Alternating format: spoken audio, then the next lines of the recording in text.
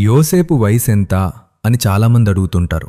అయితే పరిశుద్ధ గ్రంథం ఈ విషయంలో మౌనంగా ఉంది. అంకెలు ముఖ్యం కాదు, ఆయన చూపిన ఆత్మీయ పరిపక్వతే ముఖ్యమని దేవుని వాక్యం మనకు గుర్తు చేస్తుంది. ఇతను నజరేతు నివాసి అయిన యోసేపు, వృత్తిరీత్యా వడ్రంగి, దావీదు వంశస్థుడు. దేవుని కుమారుడైన యేసును పెంచే బాధ్యతను దేవుడితనికి అప్పగించాడు.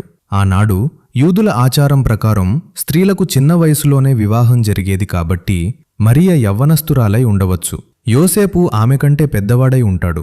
మత్తయి సువార్తలో యేసు సహోదరులైన యాకోబు, యోసేపు, సీమోను, యూదా మరియు ఆయన సహోదరుల ప్రస్తావన ఉంది.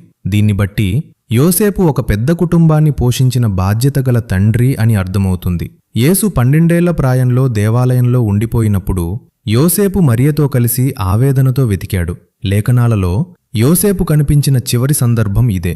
యేసు 30 ఏళ్ల వయసులో పరిచర్య ప్రారంభించినప్పుడు యోసేపు ప్రస్తావన లేదు. శిలువ మీద యేసు ఉన్నప్పుడు కూడా యోసేపు అక్కడ లేడు. యేసు తన తల్లిని శిష్యుడైన యోహానుకు అప్పగించడాన్ని బట్టి అప్పటికే యోసేపు మరణించి ఉండవచ్చునని లేఖనాలు సూచిస్తున్నాయి. యోసేపు వృద్ధాప్యం వల్ల చనిపోయాడా లేక అనారోగ్యంతో చనిపోయాడా అనేది మనకు తెలియదు. ఆయన వయసు ఎంత అనేది దేవుడు మనకు బయలుపరచలేదు. ఒకవేళ అది మనకు అవసరమైతే ఖచ్చితంగా లేఖనంలో ఉండేది. మనకు తెలియాల్సింది ఆయన వయసు కాదు, ఆయన గుణశీలము. దేవుడు ఆయనను నమ్మి తన కుమారుని అప్పగించాడు.